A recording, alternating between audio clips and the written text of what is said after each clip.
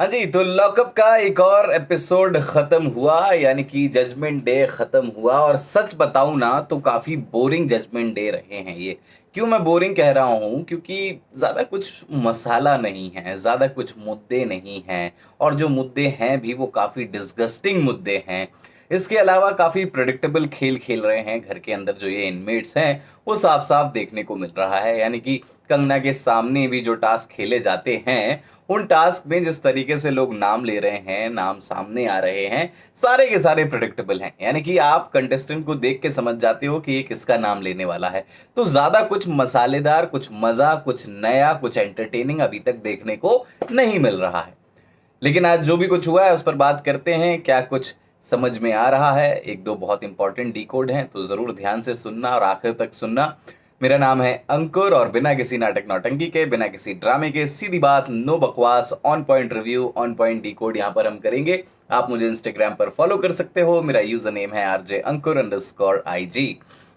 हाँ जी, कंगना रनावत घर के अंदर आई एक बार फिर से, मतलब कि सामने आई स्क्रीन पे। और यहाँ पर हमने देखा कि कंगना ने मौका दिया अब बाकी घर के इनमेट्स को कि चलिए भाई, अब आप एक किसी को बचा लीजिए, जो कि हर हफ्ते का पैटर्न ही हो गया है कि एक जनता के वोट से बच जाता है और फिर एक जो है उसको इनमेट्स बचा लेते हैं। यानी कि एक बात तो यहाँ क्लियर हो गई है कि सिर्फ जनता के वोट से यहाँ फैसला नहीं हो रहा है। हालांकि जनता के लिए ही रियलिटी शोज बनाए जाते हैं, लेकिन यहाँ पर जनता को उतनी तवज्जो दी नहीं जा रही है, ये बात तो समझ में आ रहा है। आज जिस तरीके से कंगना ने फैसला सुनाया, जिस तरीके से इनमेट्स जो हैं उनके हाथ में फैसला होता है कि वो किसी एक को बचा सकते हैं, तो ये बात तो तय है कि सिर्फ जनता के फैसले पर नहीं यहाँ पर कहानी चल रही है।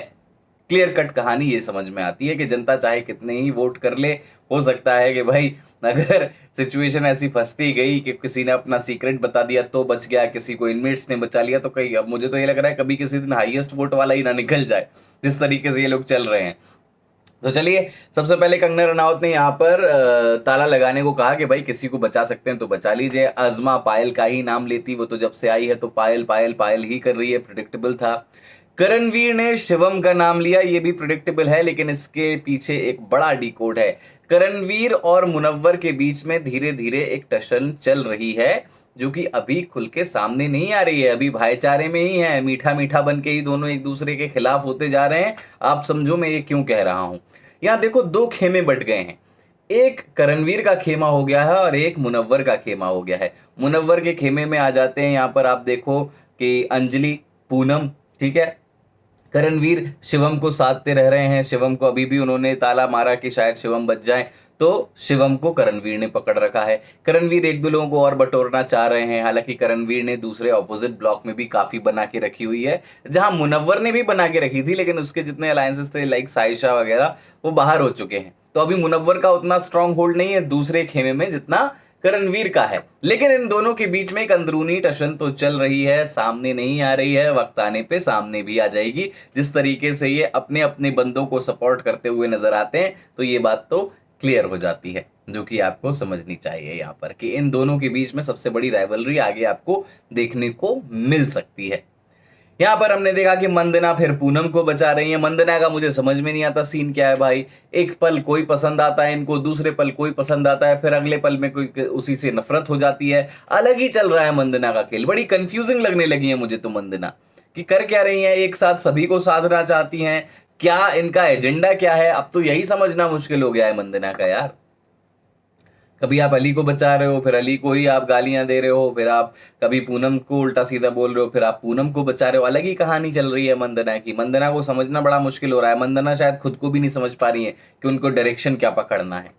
अली ने निशा का नाम लिया यहाँ पर, अब ये भी गजब है भाई। अली वैसे बुराइयां करते भी नजर आ जाते हैं निशा की, लेकिन अभी निशा का नाम लिया उन्होंने।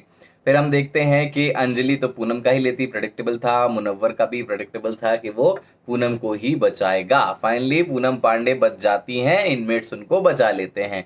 तो भाई देखिए, पूनम पे भी बढ़िया कृपा चल रही है इनमेट्स की, साथियों की। ये भी पूनम ने ही कमाया है कि उसने इतने लोगों से बनाई है अपनी, कि वो हर बार जो है इस तरीके से बच जाती है। तो ये भी एक अपने आप में टैलेंट है, अपना तरीके का खेल है जो कि पूनम ने खेला, और अभी तक पूनम के लिए वो काम आ रहा है। सारा का नाम किसी ने भी नहीं लिया, हालांकि सारा तो आज एविक्ट ही हो गई हैं, तो उन पर ज्यादा क्या बात करें, लेकिन सारा का खेल यही रहा, सारा का खेल यही रहा कि उनका कोई खेल नहीं रहा। हाँ जी, प्रॉब्लम यही रही कि सारा ने ना ही कुछ अच्छा बेहतरीन खेल के दिखाया, ना ही कुछ ऐसी स्ट्रेटेजी बनाई, ना ही कोई ऐसा परफॉर्म किया टास्क में, और ना ही रिलेशंस बनाने में कामयाब रही। इस घर में दो तरीके के कंटेस्टेंट्स हैं, जो कि परफॉर्म करते हैं या तो आउट एंड आउट बहुत तगड़ा, या फिर अपने रिलेशंस में बड़ा काम करते हैं, और यहाँ लोगों को पटापटू के रखा हुआ है, जो कि अभी इनिशियली तो काम आ ही रहे हैं। लेकिन सारा के केस में यह है कि सारा दोनों ही मामलों में फेल हुई, ना ही टास्क ठीक से परफॉर्म कर पाई, और ना ही वो अपने कहीं मजबूत अलायंसेस बना पाई। रियलिटी शो में आपको शुरुआती सफर में तो अलायंसेस की अच्छी खासी जरूरत पड़ती ही पड़ती है, ये तो आप मान के चलो। तो यही हुआ है सारा के साथ, सारा का गेम आज ओवर हो गया। उसके बाद घर में कचरा कौन है, ये पूछा जाता है सवाल। अब भाई देखिए, बात थी चार्जशीट की, तो हालांकि मुझे ऐसा लगता है कि लोग और भी भड़ास निकालते, लेकिन यहाँ फिर उन्होंने वही दिमाग चलाया कि भाई एक ही बंदे, देखो ब्लू टीम की तो वो यूनिटी रहती है, आप ये समझ के चलो, ब्लू टीम समझ जाती है इशारों इशारों में क्या करना है, और उनका फोकस सीधे हो गया था कि भाई जो अगला टारगेट है इस वीक का उसको पकड़ लो और सभी उसको वोट करना। सब ने अली अली अली अली अली अली किया, यहाँ पे ज्यादातर लोगों ने अली का ही नाम लिया, तो भाई अली जो है वो चार्जशीट में आ गए। कुछ लोगों ने नाम लिए, पायल ने करणवीर का नाम लिया। पायल अपना जो कि आप कहो ना कि गेम प्लान है वो बड़ा सटीक लेके चल रही है, उसने अपने दुश्मन भारी भरकम कंटेस्टेंट ही पकड़ रखे हैं, या तो करणवीर या मुनव्वर, करणवीर मुनव्वर, यही वो करती आ रही है। आप ये देखो कि उसका एम तो सही जा रहा है, गेम प्लान तो सही है पायल का। अगर कहानी कोई स्ट्रांग बिल्ड हो जाती है तो भाई क्या बात है, भाई पायल के तो मजे ही हो जाएंगे। लेकिन पायल ने अपना एम फिक्स कर रखा है कि अपन को छोटा मोटा खेलने का ही नहीं है, भिड़ेंगे तो सीधे टॉप नॉच खिलाड़ियों से ही भिड़ेंगे। अजमा मंदना आपस में ही भिड़ रही है, वो तो हमने देख ही लिया है। अली ने मंदना का नाम लिया। अब मंदना का नाम लेना उसका तो बनता भी था, क्योंकि जिस तरीके से मंदना ने फिर अली के बारे में बोली हैं आज चीजें, और हमने देखा कि मंदना ने अली का नाम लिया फिर कचरा में, ठीक। तो यहाँ पर ये जो इक्वेशन बिगड़ी अली और मंदना की, वो भी समझना मुश्किल है, क्योंकि जिस तरीके से मंदना ने जो लॉजिक दिया है उससे भी मुझे समझ में नहीं आता कि इक्वेशन कैसे बिगड़ती है। एक तो मंदना कुछ भी बात करती है यार, कुछ भी बोलती है, पहले वो लोगों के सीक्रेट्स को लेके शेम किया, कभी कुछ किया कभी कुछ किया, अब जो अली को लेकर वो बात बोली है, बड़ी अजीब, बड़ी छोटी, बड़ी टुच्ची बात, ये बातें मतलब मुझे समझ में नहीं आया कि आप कैसे एक तो इतना बड़ा एलिगेशन लगा सकते हो जब आपके पास कोई स्ट्रॉन्ग प्रूफ नहीं है। चलो अगर प्रूफ भी है, मैं तो कह रहा हूं चलो उसने किया भी है, तो उसकी उस हरकत से ये कैसे प्रूव होता है कि वो अच्छा इंसान नहीं है। मतलब ये तो काफी पर्सनल चीज है, शायद ही दुनिया में कोई ऐसा इंसान होगा जो नहीं करता होगा, और ये आप किसी की पर्सनल स्पेस को पोक करके फिर जज कर रहे हो कि वो इसकी वजह से अच्छा है या बुरा है। ये मुझे समझ में नहीं आया मंदना का लॉजिक, जो यहाँ पर मंदना ने लॉजिक देने की कोशिश की है, मेरे तो दिमाग से ऊपर निकल गया, कंगना के भी दिमाग से ऊपर निकला। और कंगना ने जो यहाँ समझाइश दी वो सही समझाइश दी कि भाई आप इस तरीके से किसी के ऊपर एलिगेशन लगा रही हो, आपको उसको बेनिफिट ऑफ डाउट देना पड़ेगा, क्योंकि आपके पास ना कोई ऐसा प्रूफ है। और जिस तरीके से आपने माहौल बना दिया था, ऐसा लग रहा था पता नहीं अली ने क्या कर दिया यार, छेड़वेड़ तो नहीं दिया या कुछ गंदे इशारे इशारे तो नहीं कर दिए, ऐसा लग रहा था जिस तरीके से मंदना माहौल बना रही थी। और फिर जो वो रीजन लेके आई, मतलब इतना इलॉजिकल रीजन मुझे समझ में नहीं आया भाई, कि मंदना में क्लैरिटी क्यों नहीं है। पहले दिन आई थी, बड़ी क्लैरिटी नजर आ रही थी उनमें, काफी कॉन्फिडेंस नजर आ रहा था, लीडरशिप थी, स्ट्रांग ओपिनियन अभी भी रखती है, लेकिन ये वाले मामले में मुझे क्लैरिटी नहीं मिली मंदना से। ये बड़ा बेवकूफ लॉजिक लगा मुझे जो मंदना ने यहाँ पे दिया, और इस तरीके की घटिया बातें मंदना क्यों करती हैं मुझे समझ में नहीं आता। उनमें बाकी वैसे ही कैपेबिलिटीज लगती है, लेकिन जो रास्ते वो अपना रही हैं, जो रास्ते वो पकड़ रही हैं, वो नहीं जमते भैया, जो मंदना करती हैं। सीधी सी बात करता हूँ, क्लियर बात करता हूँ, बड़ा अजीब लगता है, गंदा लगता है, आप लोगों पे बड़े गंदे गंदे एलिगेशंस लगा देती हैं, या उनको बड़े बुरी तरीके से आप जलील करने की कोशिश करती हैं, जो कि अच्छा नहीं लगता है। वो जलील हो ना हो, आप जनता की नजरों में जलील हो जाती हैं कि आप भाई किस तरीके के मुद्दे लेके आ रही हैं, आप किस तरीके के मुद्दे उठा रही हैं यहाँ पर। फिर भाई पायल ने अपना सीक्रेट बताया खुद को बचाने के लिए, कि भाई इन्होंने तंत्र वंत्र किया है, तांत्रिक पूजा की है, काला जादू किया है। ठीक है, मतलब कोई इतना बहुत भारी भरकम नहीं था ये, फ्रैंकली बोलूं तो, सीक्रेट की मतलब इतना ही तबाही मच गई हो इस सीक्रेट से, ऐसा भी कुछ मुझे नहीं नजर आया कि ऐसा कुछ हुआ है। है ना।